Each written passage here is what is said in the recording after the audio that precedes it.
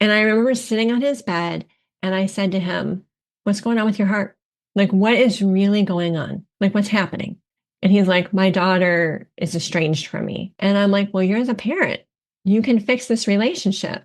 It was in that moment I was like, I can't do the work I want to do in this realm. And it was hard because I was a senior getting ready to graduate. Hi, you're listening to On Your Terms with me, Hayley Ryan. This is the show where two people get honest about the messy reality of choosing yourself. No scripts, no performance, just real conversation about self-abandonment, boundaries, and what it actually looks like to live on your own terms. So let's get into it. Hi, welcome to this week's episode of the On Your Terms podcast. This week, I am joined by Lisa Gornall, and she is a spiritual medium, an author, healer, and energy coach. Welcome, Lisa, and thank you so much for joining me. Thank you. I'm so happy to be here. Perfect. So I'm going to take you on a trip down memory lane now. We're going to talk about what life was like before you started choosing yourself. So we've spoke about this a little bit, and you were a qualified nurse at the time, and you gave all that up to pursue a career as a spiritual medium. Is that right? No, I was actually in nursing school. I was a senior and I had 2 classes left to graduate. Wow. And I changed my mind. It was a big deal. That's amazing. So you'd literally done all the work and then got to the end and was like, nope, this is not for me. Mm-hmm. Yeah. And I mean, if I would have listened to myself sooner, I would have known that that was not the path for me. But I'm a very visual person, and like I saw myself being a nurse. And so from that intuitive standpoint, like when I'd be like, oh, I don't want to be here. Oh, I don't like doing this. Oh, I don't agree with this. I was always just like, I saw myself being a nurse. I didn't understand that when I was in 6th grade and they're like, what do you want to do with the rest of your life? And I like looked to see what I wanted to do, that I was seeing a past life. So all of my decisions in schooling were based on me seeing myself getting ready to go to Europe with a Red Cross truck, leaving my kids to go find my husband in Europe because he was there. None of it made any sense in 6th grade, but I didn't even think about like any of that. I just saw, oh, Red Cross truck, I want to be a nurse. I'm going to be a nurse. That's my path.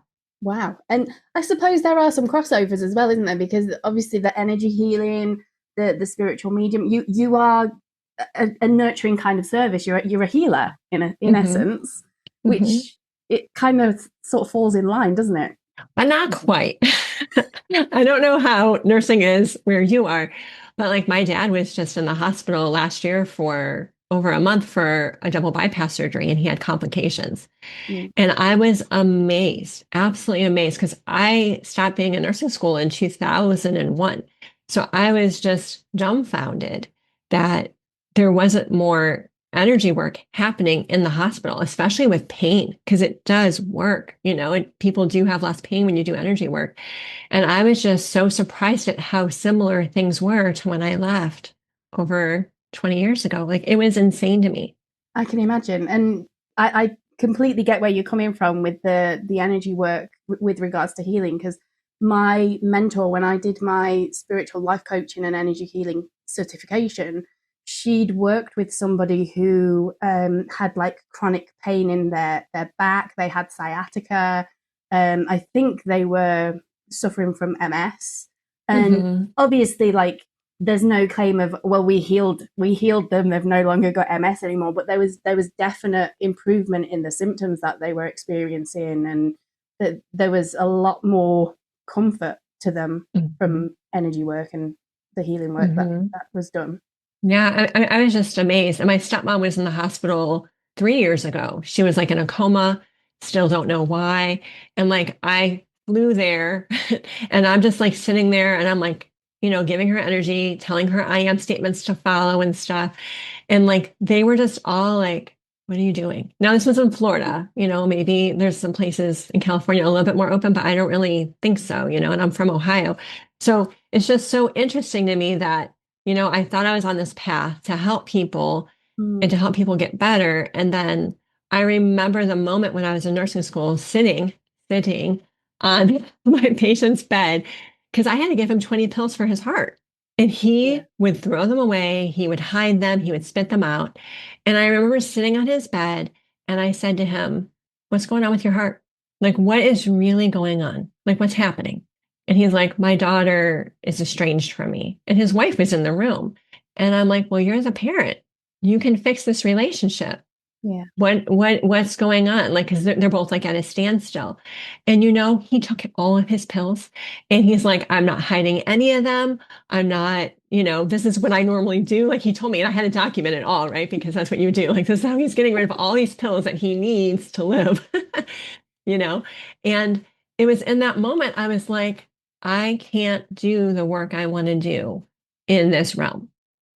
And it was hard because I was a senior getting ready to graduate.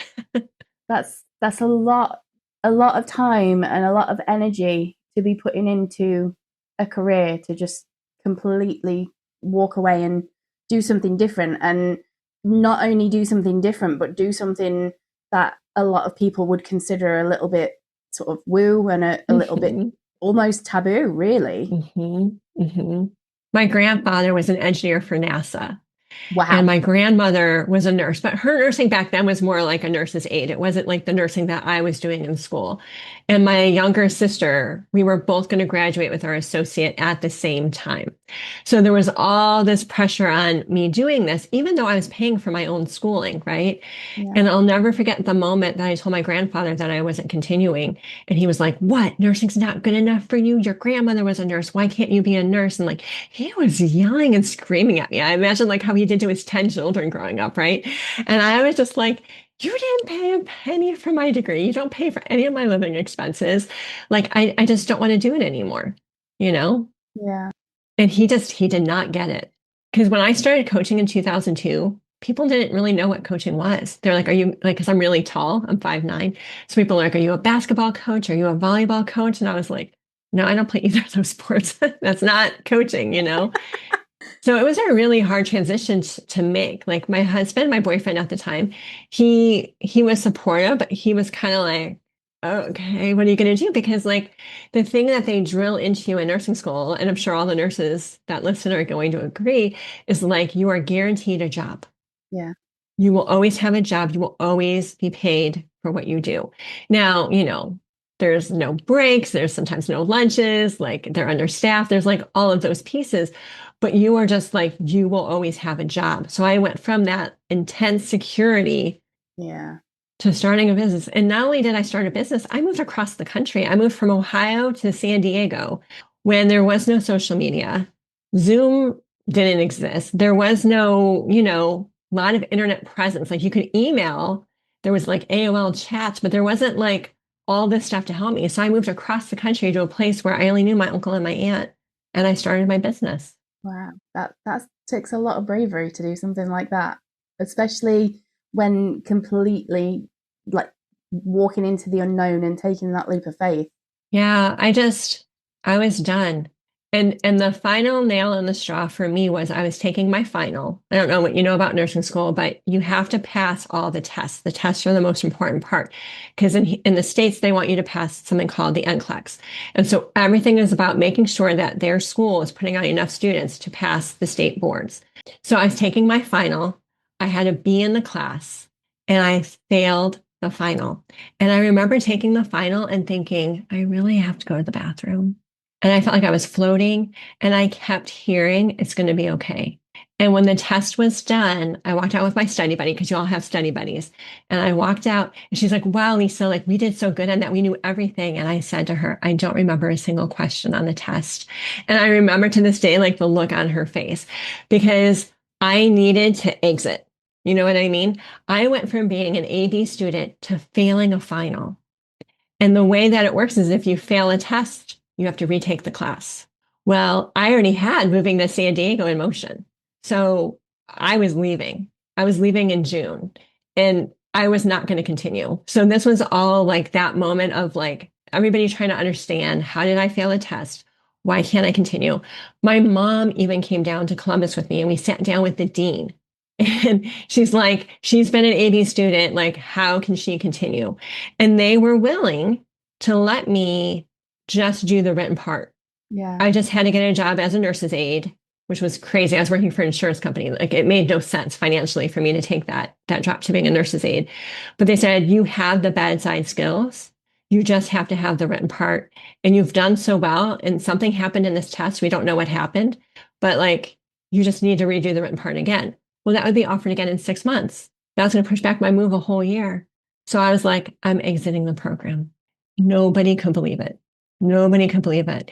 But it was the best thing for me because in that moment I felt free. I did have that moment of, oh shoot, what did I just do? Is this really the path I want to take? Should I go back? Because I had so much pressure, even to this day. My aunt who lives her mom, she's always like, Lisa, you should go back to nursing school. And I'm like, no, that is so gone.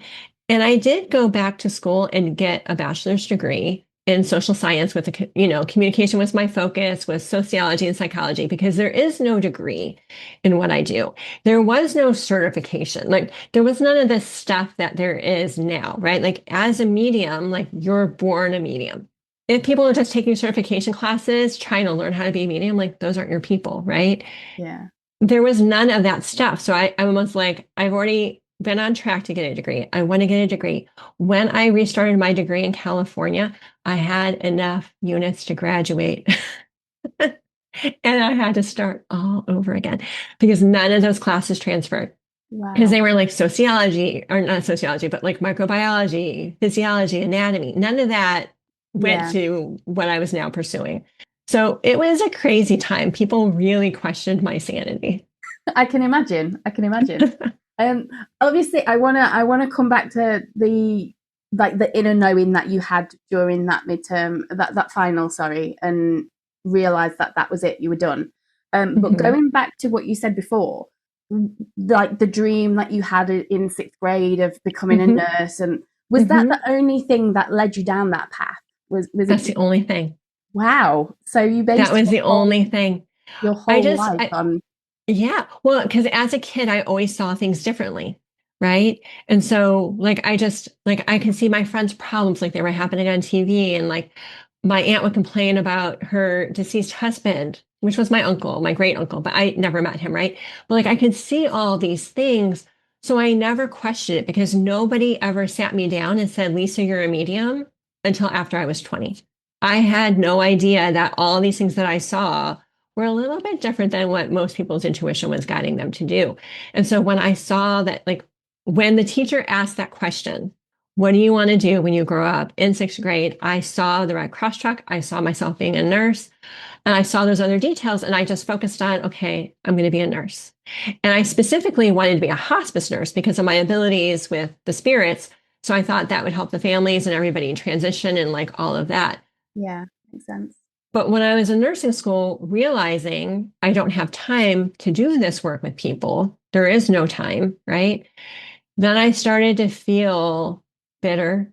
I didn't want to go to clinical. Like I just dreaded the clinical days, like having to put on my little white nursing, like I just hated the whole entire day. Like I was miserable. I was completely miserable because I knew I couldn't do what I wanted to do.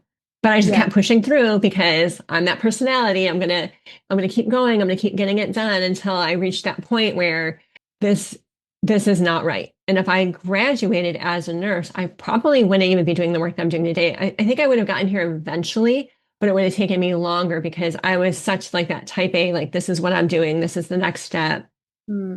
Yeah, I would imagine that is quite soul destroying, really, when you're in a position to help people in a specific kind of way, but you're just not given the opportunity to know what, like, to do what you know is going to be the most helpful for them. Hmm. It was like I had handcuffs on all day, Yeah, you know, and I didn't even have time to do the energy work. I mean, once in a while, like if the patient was easy, like that one man, like, and I just had to give him the pills, there wasn't a lot of nursing care that needed to be done, then I can do that. But for a lot of patients, like I didn't have time. yeah. And I would imagine you'd get a little bit of pushback from some of them as well because of it being such a new thing to them. No, the people Really? were always okay with it. I mean, people have always told me like their deepest, darkest secrets. People just feel comfortable. I feel like they just know that I can help them.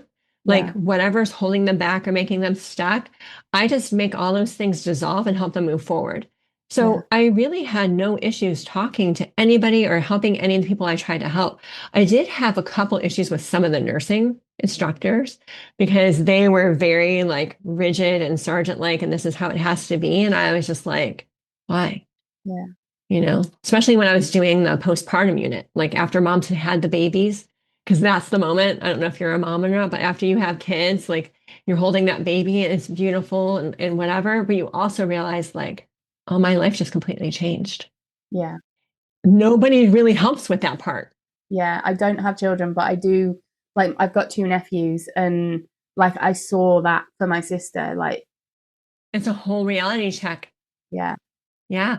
And so I would be trying to help them with that. And that nursing instructor was just like, nope, gotta like keep on doing these things. But I'm like, but I have time. We'll come out in the hallway then, you know? So the only person I had a problem with was some of the instructors. Some of the instructors thought it was great. And like, they're like, Lisa's got something that she's doing that's unique. And the patients are loving her and they're asking her to come back in or whatever. I remember being in a labor and delivery room and we weren't allowed to go near the patient. We just had to stand back and watch. And I just had my hands and I was just sending her white light because the baby wasn't coming out. And then they made me go to lunch. And when I came back from lunch, they were then taking her to surgery because like there was nobody supporting her and giving her the energy to help the baby come through. It was it was a hard reality for me, I think. Like I scientifically understood like what they were saying, but intuitively I knew more could be happening. Yeah.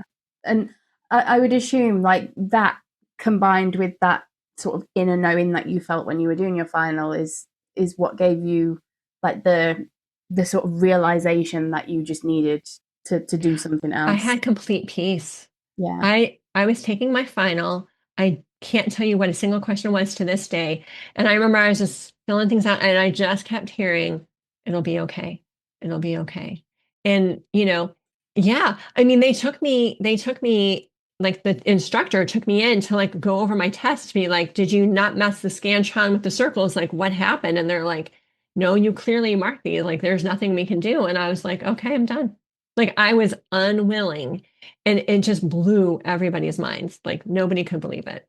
I was That is done. amazing clarity. Absolutely amazing. I think that was like I'd done a lot of stuff before that. Like I'd been like, I want to live in California. And I couldn't get to California. So I moved to Washington. And then I was like, well, this is not much different than Ohio with the rain. Let me move back from the West Coast back to Ohio, recalibrate. That's where I went back, and then I lived in my husband's city because I'm from Cleveland and he was from Columbus. So then I went back down to Columbus. I was getting the degree and I was just like, I don't think I can even do what I want as a hospice nurse with my abilities and this. And it's crazy because like I had started looking for hospice companies to get ready to apply for jobs. Like that's the stage of my schooling I was at. And then I was just like, this isn't going to work. Like I hate it. I hate it.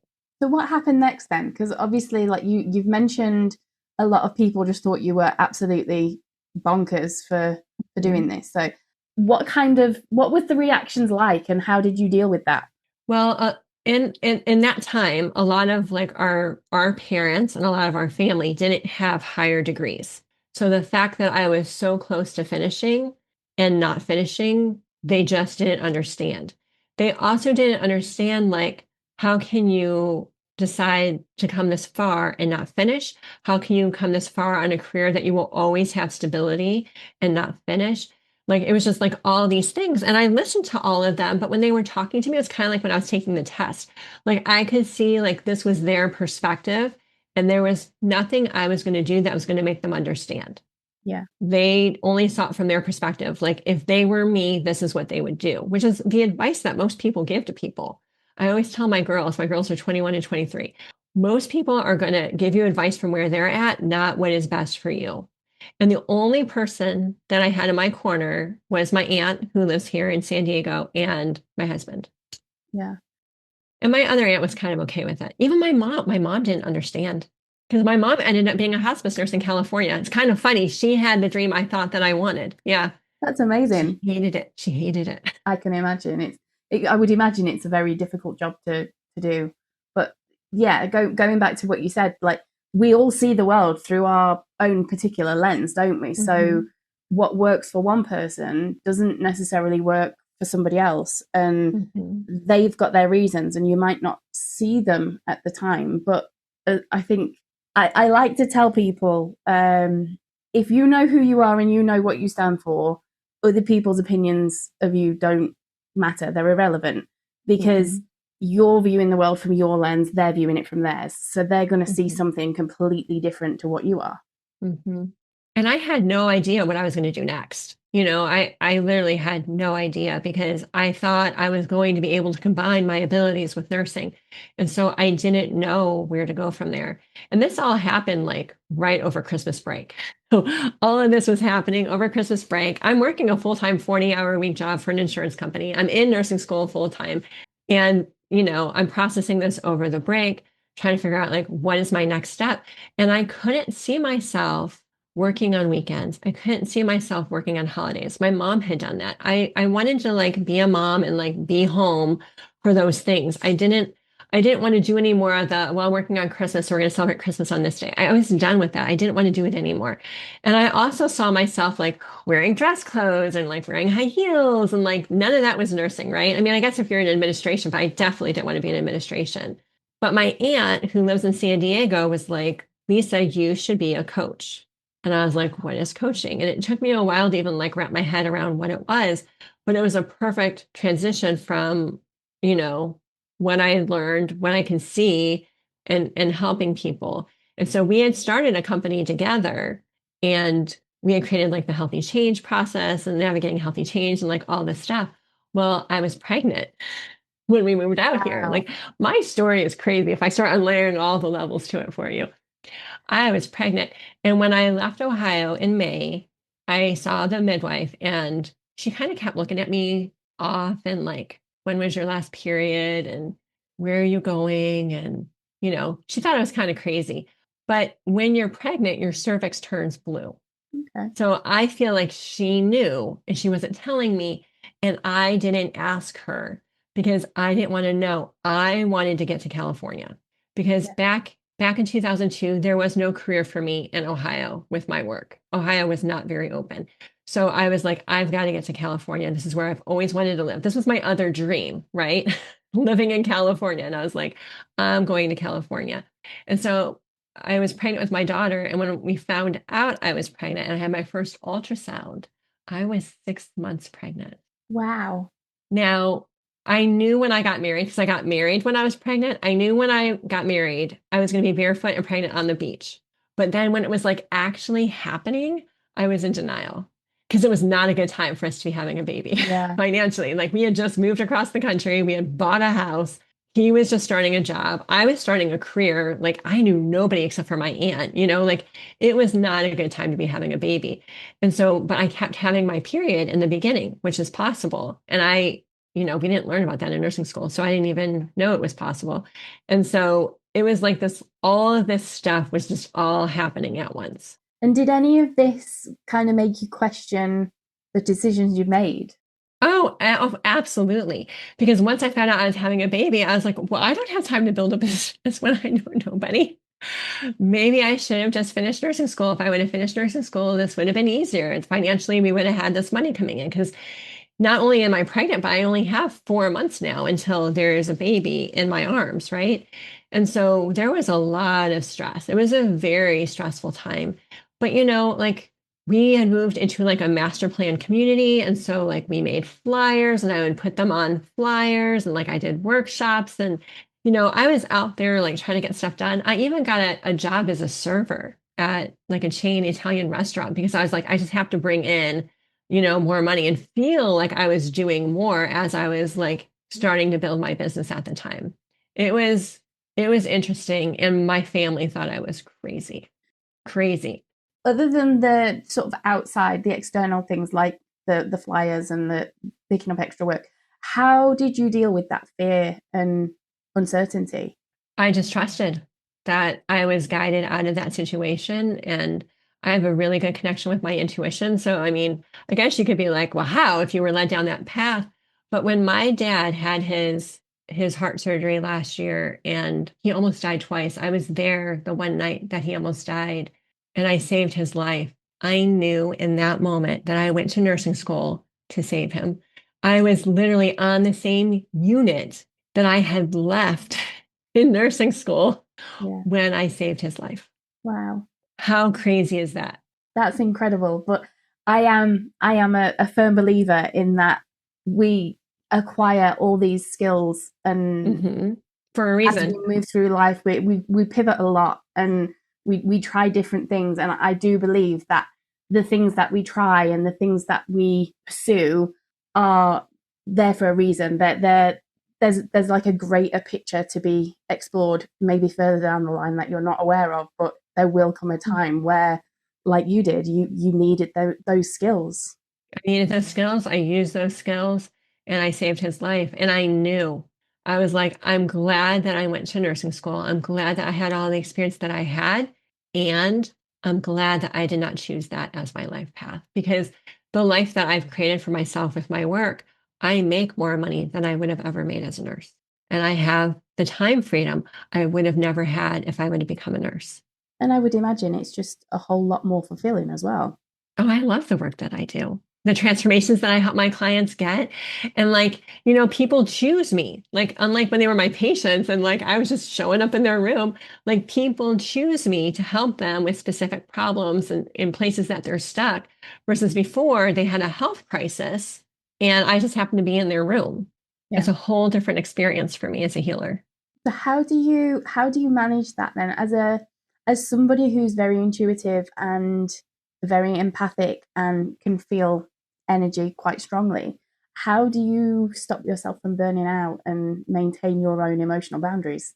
Boundaries. A long time ago, I learned I had to have boundaries. I've almost burned out twice in my career because as a medium, starting from scratch in San Diego, there was this whole like, I have to prove myself. I have to prove my abilities. I have to prove I can do these things. And then, like, the necessity of financially providing for my family and like bringing to the table so that way we could stay. San Diego is very expensive. And so there was like all these elements that were always driving me. And then for some reason, when the kids were in elementary school, I was like, you know what? I should join the PTO. And I should be a room parent for both kids. And I should also be the art docent. And my husband needs help in his company, so I can just help him for a few hours each day when I don't have client calls. So I hit that moment, I would say it was probably even like 10, 12 years ago, where I was doing all these things. And it was actually the second time in my life that I had a physical ailment like stop me. My first time was in college, beginning my nursing school thing, I got mono and I couldn't do anything. Like I was bedridden for like 3 weeks. Like I could just lay in bed and that was it. That wasn't enough for me. So then the second time around, I just tore my Achilles. But I had the ability to only do my client calls. And at the time, I was working at a spa, I was doing meditations, I was doing one-on-ones, I was like doing all these things, right? Yeah. And so I just had time to sit there and be like, okay, Lisa, you're doing this again. Like you've got to slow down. Your body can't do all these things. And that's when I really started to realize like I'm always running on empty. Oh, wait, all my clients are also always running on empty. Like as women, we're always trying to do all these things and like we're trying to please all these other people and we're not putting ourselves first. And also as a medium who can do so much, people for some reason think it's just okay when they see me at a party or out and about if they know who I am to be like, hey, Lisa, how's my energy? Hey, Lisa, what do you think about this? And so I've had to learn that I have to be in a good space. And the better space that I'm in by keeping my energy recharged and in a good space, the better I am for all my clients and all the people that I help. And so I had to get really good at boundaries and I let go of the people pleasing. It Yeah. still comes back once in a while. Like my father-in-law was just here. He just left this morning. But I'm like, oh, you want bacon every day for breakfast? Okay, let me make you bacon. Let me make you eggs. Let me like have all your things. But it's like a short period of time and then like it's gone versus like every single Yeah. day trying to like make everybody else happy. I don't have time for that anymore. I don't have the energy for that anymore. And it's not my job. I can't do it. Same. I refer to myself as a people pleaser in recovery all the time because Hmm. I literally, up until I was, what, 35, my whole life was just built around doing what everybody else wanted me to do. I'd literally walk into a room and scan the room and the energy in the room to figure out what everybody in that room wanted me to be, and that's the person I would be for them. And it came at a huge, huge There's a cost. huge cost. But I think we have to go down that path and learn we have to do what we want to do. Yeah, And if we're not doing what we want to do and we're not doing it in a balanced way, life will guide us to do it in such a way. There yeah, is no like, you can keep burning out. I mean, burnout wasn't even like something that was really talked about 10 years ago. And now look at it, it's freaking everywhere yeah, because we just try to overspend our energy. And then we're so depleted on the weekends, there's like nothing else we can do. Well, on the weekends, I need that time to recharge. I can't yeah. be running around doing all these things.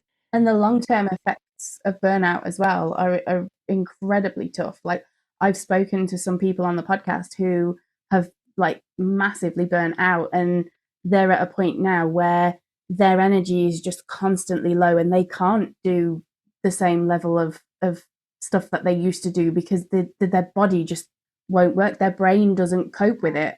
The body's done. The body's like, you've been pushing me at both ends. We are done. You are going to learn this lesson. Yeah. And so I learned my lesson the second time. I was like, that's it, I'm not done.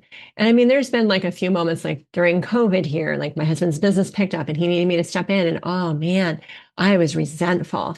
I was like, I've already got my client load and now I'm doing this, but like, and so I realized how far I had come, that I have created such a balanced schedule that if I'm doing anything else anymore, I'm like, oh no, I'm not doing that. I can't do that. So I went from one extreme to the other, but I like the extreme that I'm at now.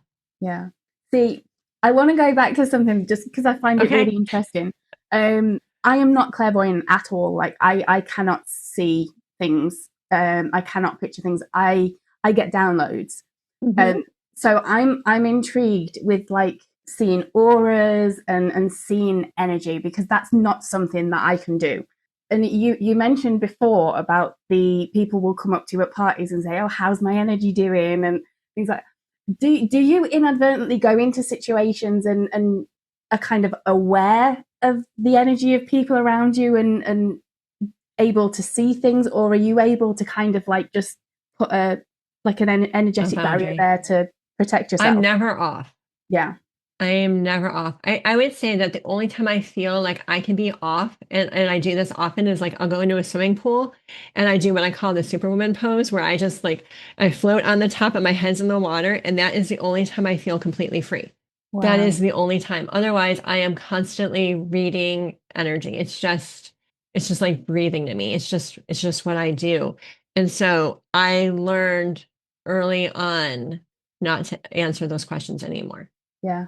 And It's not I would appropriate to. imagine that takes its toll on you and kind of makes you want to retreat from people a little bit as well. Well, especially like when like people are not in a good space.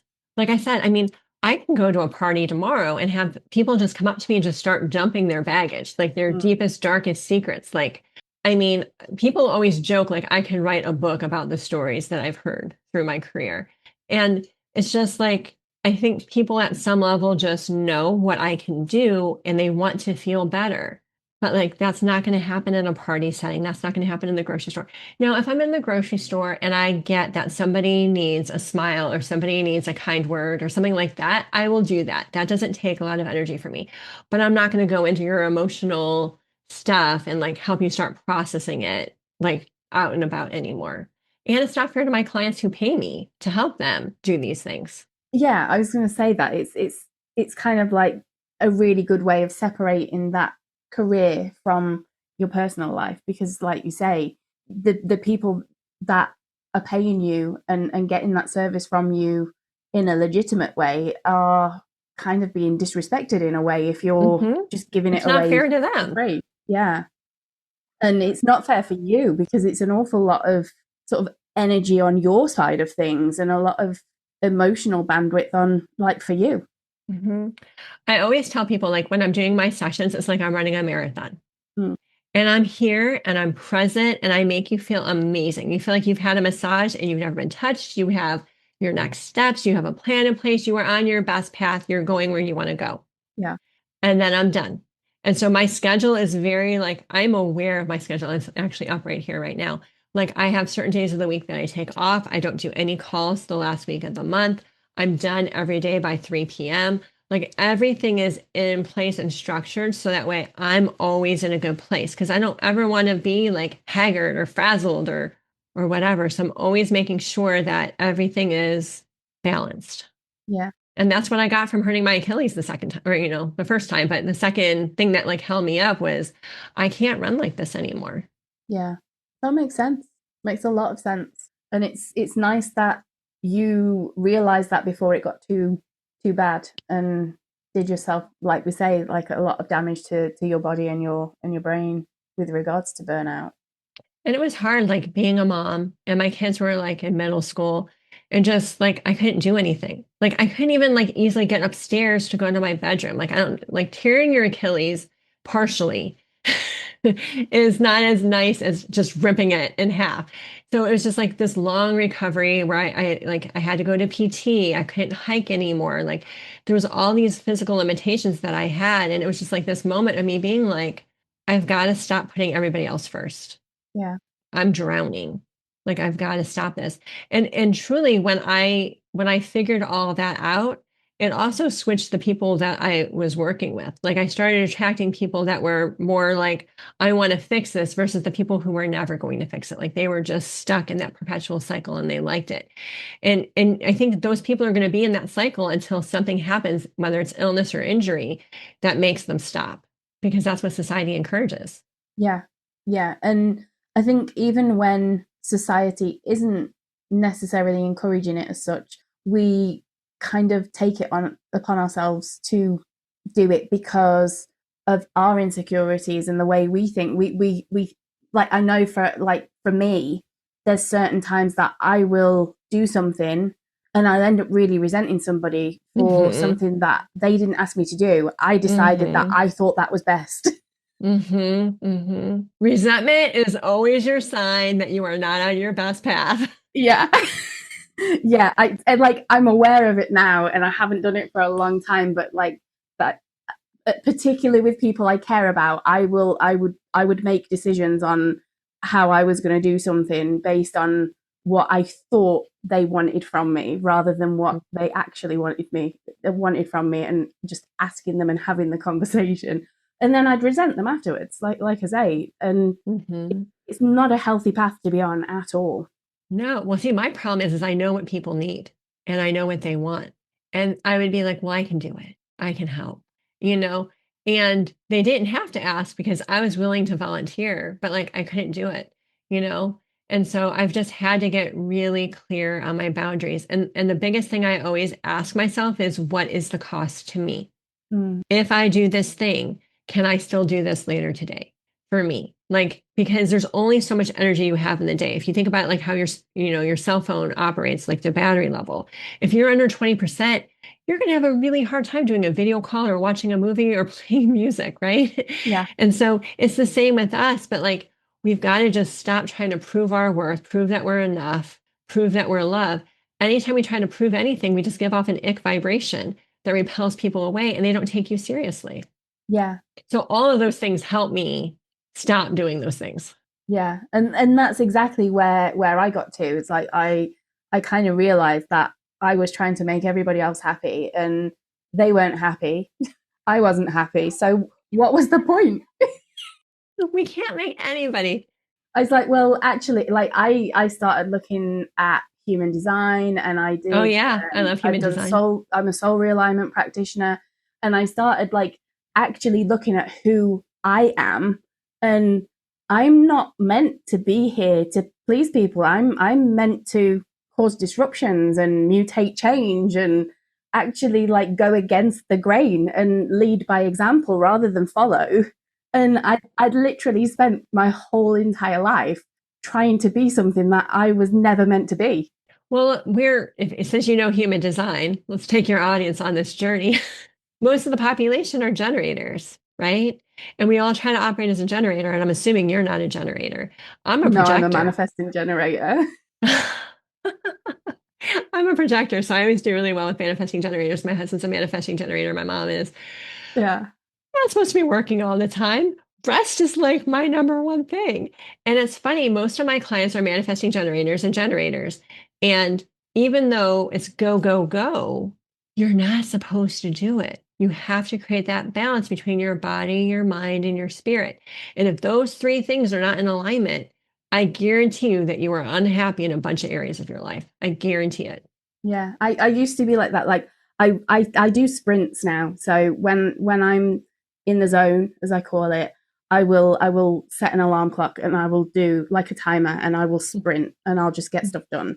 Then Mm-hmm. I'll force myself to have a break because Mm-hmm. like I know from past behaviors that I will literally work for 72 hours straight and Mm-hmm. I'll That's the forget to manifesting generator in you out of control. yeah, and I'll forget to eat, I'll forget to drink, and Because you're so busy, you're so focused on. yeah, and it's almost like time just disappears. I'm just in my little zone, and I'm hyper focused on what I'm doing, and nothing else around me matters.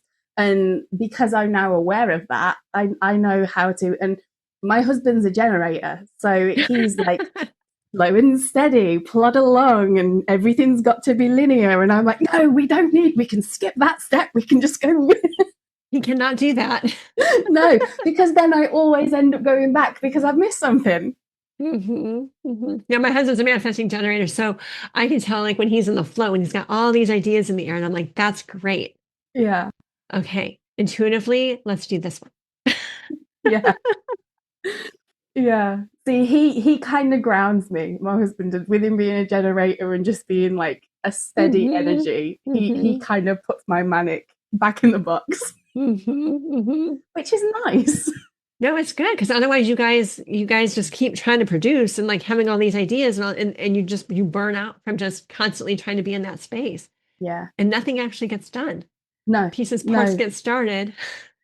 that's exactly it. And it's like with when I look at human design for my clients, I look at like I don't tend to do much on the energy type and authority and things like that. I tend to focus more on the undefined centers because that tells us Hmm. where we're open to external influence and Hmm. the gates because of obviously like the themes it's easier for me to pinpoint where a lot of like the people pleasing tendencies kind of creep in and help Hmm. them figure out what sort of themes are playing in their lives and help them understand why they kind of repeat the patterns they do as a result. Hmm.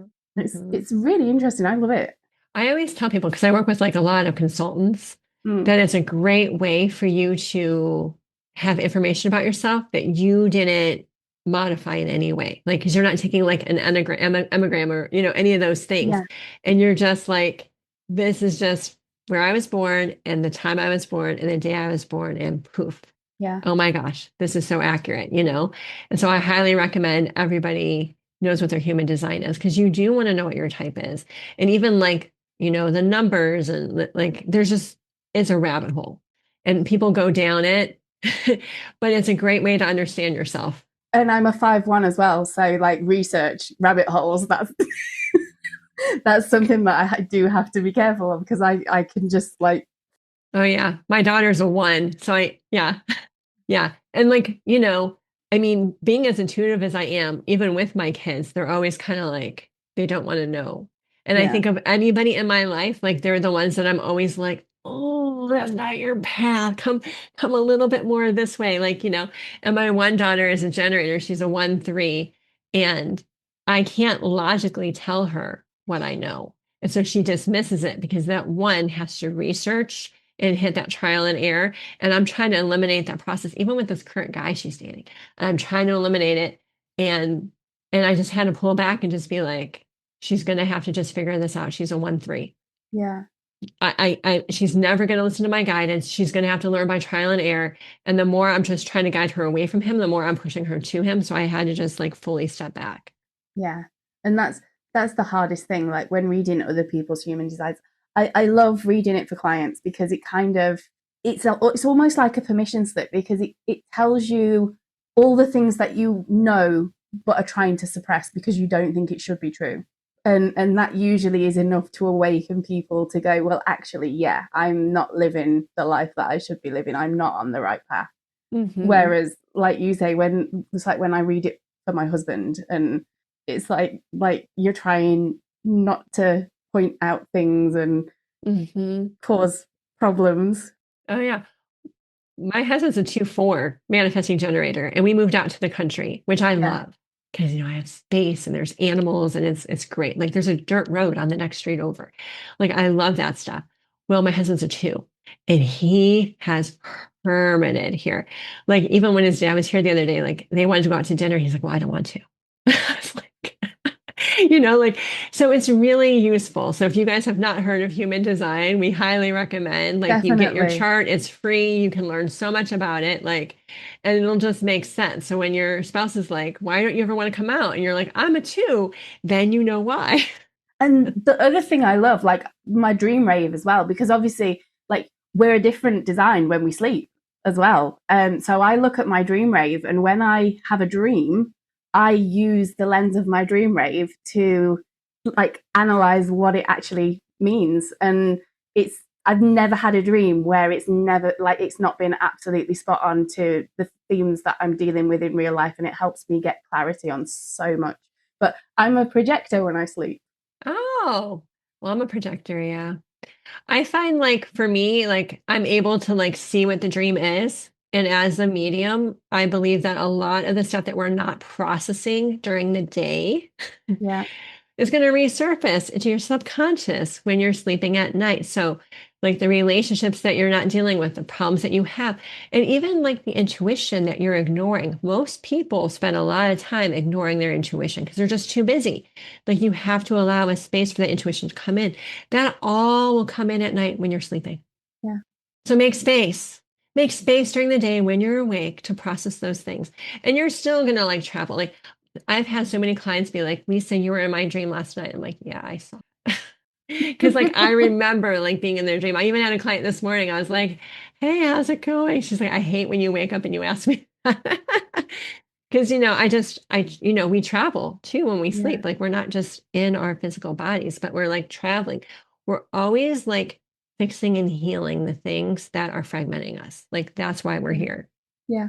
Like as part of my soul realignment course, we did about the different dimensions and where our soul goes during sleep and things like that. So it's interesting to hear other people's takes on it. And like you Yeah, say, the travel. we all travel. People even travel when they drink or do substance abuse, right? People travel. They check out, negative energies step on in, soul comes back in. You know, I had a neighbor whose brother had just come out of AA, the Alcohol Anonymous. He'd been in treatment for I don't know how long, and he was having a party at his house. And the alcohol was above the refrigerator, but it was still in the house. Okay. Yeah. And he was at the other end of the counter, and I was talking to him. And the brother pulled the alcohol down, and something in his stomach like lurched forward over the counter. And I was like, "Did you just feel that?" And he's like, "What?" Because he's fighting a demon and he doesn't understand like what's happening. And I guess I freaked him out. But I grew up, my dad was an alcoholic growing up, and like I grew up in a bar. And so I'm very familiar with like seeing the energy sit there. I'm seeing spirits still sit there because like they can't leave the bar Mm, and all the negative energies that are attached. But this was the first time I had seen a negative energy like come out of somebody's stomach and like go forward. wow. He ended up dying like a month later with a DUI. He rolled his car and he killed two other people. Wow. He didn't want to fix it, but like there's a lot of things driving us, I guess is what I'm trying to say. Yeah. No, I agree. I agree. Um, so what are you still struggling with? Like, is there anything that you're kind of still learning as because you've been doing this for a long time. If you started your business in 2002, that's what 14 years now. No, 24. Oh yes. Well, yeah. I'm older than you. I'm 49.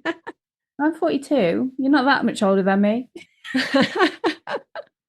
Yeah, I'm just getting my years mixed up. I'm thinking it's not as far into the future as we But are. we're so into the energy. Like whenever I have to do something tactical, I'm like, I don't know the math. I just know 24 because when I ring all my posts, I'll be like, I've been Yeah, doing this work for 24 years. So I just happen to know that off the top of my brain. I didn't have to do any math to do yeah. that. So is there still? I'm usually really good at math. I promise. So is there still things you're kind of still learning about yourself and Absolutely. I mean, even like, I got really good at like not like over helping other people. And the area I've really been working on is my girls, Yeah. and I have a stepson as well, but I feel like his mom is really good at keeping him in line. So I don't have to have that role with him, but like with my girls and with dating in particular, like that's something I've really had to pull back on and just kind of like let it unfold. And I've learned to say less. Like I will tell them like what I see at the beginning and then I step out. Like my other one is like dating some guy, and I said, well, he's younger than you. He's kind of immature, but whatever. And I haven't said it again. And they've been dating for like 3 months, So I'm really learning that, I don't have to like try to make my kids' lives like their best path. Like it's not even like I'm trying to prove it to anybody else. I just don't want them to struggle like we struggled, and like here's your best path. Let me hand it to you. Like people pay me money. Let me show you like this is your Yeah. path. And my kids are like, no. Yeah, I suppose it's difficult, isn't it? Because you don't want them to make mistakes that cause them a lot of like heartache and things like that. But then at the same time, they need to make those mistakes in order to grow and figure out their own path. And it's really hard. Like they've both dated emotionally abusive men. Oh That wow, has been the hardest thing for I me. can imagine. That has been the hardest thing for me. So we're always working on something and holding back. So it's almost like I learn like not to share with like this group, or I learn not to share with this group. And then they're like, okay, the universe is like, boom, your kids are dating. I'm like, oh, whole new level being unlocked right here, you know? Yeah, And, even just like with our parents getting older too, and like seeing like some of their health choices and like seeing the path that they're on, like that's becoming my new. So I'm kind of recognizing like my kids are like, they've got to do these things. But then the parents, I'm like, well, if you continue down this path, what am I willing to do when the health crises start to happen, mm, yeah, So that's a lot of my stuff. Family. I guess I'm in the family era. yeah. So going back to dating quickly, just because I'm Yeah. curious. How was it when you were dating? Because you've got access to like all this inner knowing and Oh, it was a crazy time. So I met my husband when I was 20 and I right, knew. But before that, in high school, I had some friends that were like really pushing me to date because I wasn't dating because I could just see that there was no point. And so yeah, remember when I told you in sixth grade, I wanted to go to Europe to find my husband? yeah, So he was like my high school crush. We had the same last name. It was crazy. And so like once he started dating someone, like, and then she realized I liked him, like they like really locked in. So we never actually dated. There was a couple situations like where things kind of came together, but like we never actually dated. But everybody else, like I felt like it was a complete waste. So the first guy that I dated was because like I worked with him and my sister was like, hey, he likes you. And I was like, I just need to date somebody. So that's how I started my dating career. But I also feel like I'm not alone in doing that. I think a lot of people are just like you're supposed to be dating, and so you just date whoever's in front of you. yeah, And so I dated three guys before I met my husband, and I knew all of them weren't going to work. But I went through the motion and the steps of like, oh, I should do this. Like society is saying I should do this. yeah, And then I was done. After the third one, I was like, I'm done. I'm not doing this anymore. And I remember standing in my mirror at my childhood home, and I was like, I'm done dating. I don't need a date. I don't need to prove to anybody else. Like, I'm done dating. I'm just going to do me. I'm going to focus on my school, and, you know, that's it. And literally 3 weeks later, I met my husband, and he came through my line. I was working at Sam's Club, college, Sam's Club. And he came through my line with our mutual friend, who was my boss and his friend from childhood. And when I saw him, I knew. wow, And then I found out he was divorced and he had a son and he was kind of seeing somebody. And so then I like kind of pulled away and he just kept persisting because I was also talking to somebody else at the time that I knew wasn't going to go anywhere. And then we've been together since 1997, so whatever that math is, 29 years yeah, wow, and happily together. So at this phase of life in our 40s and 50s, women in particular really start to feel all those choices that we made in our younger years. And we're unhappy and our hormones aren't helping us to be in that happy relationship with that person anymore. And so if you're in that position where you're like, this is absolutely over and I'm going to get a divorce, I'm leaving, make sure that whoever you date next, you have that magnetic connection with. Otherwise, it's pointless. You're just going to keep going through the same thing on repeat. If you are not pulled to your person, the grass will be greener somewhere else when life happens. yeah, that makes sense. Like I've been with my husband now. We've been married, gosh, it'll be 17 years this year. 17 years. Congratulations. Well, in about 10 days. Um, but like I'd dated before him. He was a rebound. He was supposed to be just I'd come out of a really heavy relationship. The guy that I was with was a notorious cheat, and he was very controlling, and it was a very toxic relationship. I just didn't know how to leave, and I didn't have the courage to leave, I guess. Hmm. Um, and I just wanted something really light when I met Matt. And literally, we met, we had our first date, and 2 weeks later, it was like, this is it. Within 12 months of meeting each other, we were married. Well, see, I had 5 years because I was going to finish nursing school before I got married. But yeah, we were literally we got engaged after 9 months, married literally the day before our 1 year anniversary of us meeting. And luckily, like, he drives me mad. We argue. all, all all couples argue, and it's All always the couples little things. argue. It's never about anything important, really. It's just That's the good relationships. When it's about nothing important, those are the good relationships. That's how you know you're really happy. My daughter always tells me, when you fight about nothing, Mom, that's how you know you're really happy. yeah. And luckily for us, like, our relationship just seems to be getting stronger and stronger the older we get, rather than Hmm. the other way. Because I've seen so many relationships, like you say, start deteriorating when you hit that 40s, that 40 mark, and it just that sort of, 40 mark where you're like, there's no way I'm going to spend the next 20 years with this person. Yeah. yeah, Yeah. But the only way to break that pattern is to marry somebody that you have that connection with. Like you meet them and you know. yeah. But yeah, so I can't believe we are literally at the hour point already. It's I've really enjoyed having this conversation, and I feel like we've talked about all sorts. We met everywhere. Yeah, basically, with dating, your nursing career, everything. So what would you say to somebody who was in the position you were when you literally, like, walked out of that exam and knew that your path was a different path to what you had planned? Follow your intuition. It will always guide you on your best path. You don't want to be on a path or somebody else's path. You want to be on your best path and let your intuition take you there because it will every single time.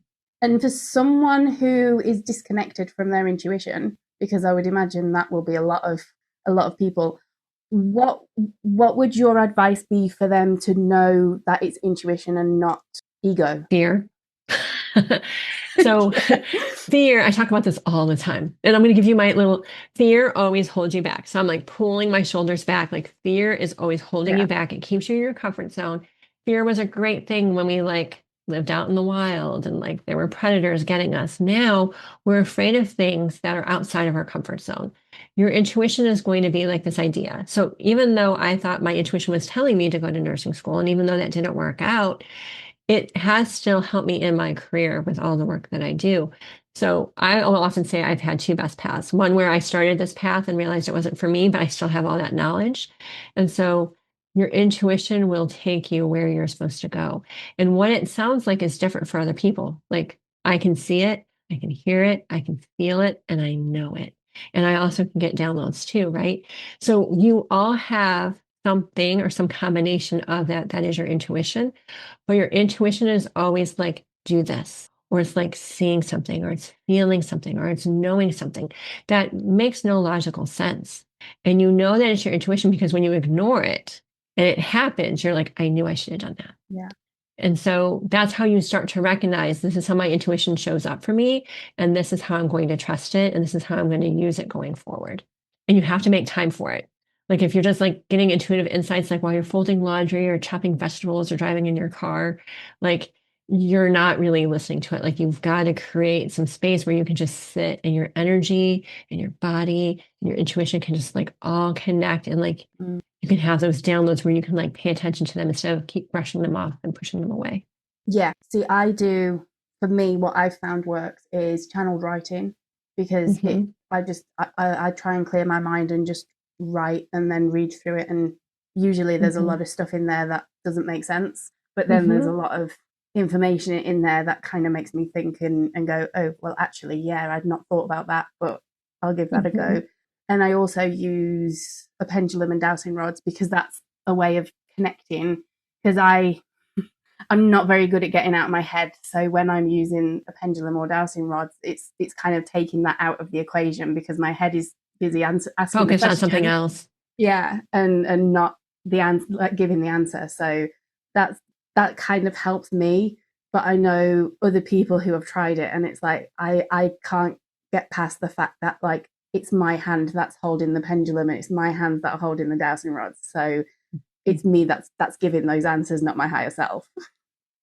So it's always different for everybody. Everybody's got different things. So it's just finding like for you what works. I have a ton of meditations on my YouTube channel because I did meditation for years at like Four Seasons and five-star hotels and I just had people from all around the world like coming in on Sunday morning to do meditation. And what I learned is that our minds are so full of chatter that that's the hardest part about us being able to calm and still. And so I've always taught people like focus on a color, focus on an I am statement, like give your brain something to focus on that's light so that way you can allow everything else to process. Yeah, perfect. And that is a perfect segue into the next part. Where can people find you? So I'm everywhere except for TikTok, to be honest with you. I don't like TikTok. I won't go into TikTok, but I'm on Facebook, I'm on LinkedIn, Instagram, with Threads. I connected with you on Threads, and Yeah. I have a YouTube channel and my website. Everything is Lisa Gornall, Gornall. And then I think Instagram's the only thing that's Energy Coach Lisa, but everything else is just my name, Lisa Gornall. You can find me on Amazon. Yeah, because you've got some books. I have some books because I'm all about teaching people. My mom was addicted to psychics as I grew up. And it's really important to me that like you are empowered and like you have the tools to help you shift your energy in that moment. And you're not relying on people. You just know what to do. Yeah, perfect.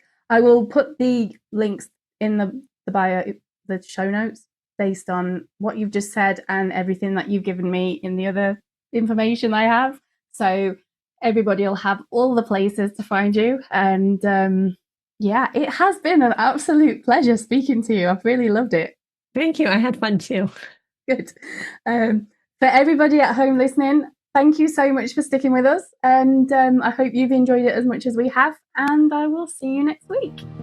Thank you so much for tuning in. I know these conversations aren't always easy to sit with, so we really appreciate you sticking through it. We'll see you next week.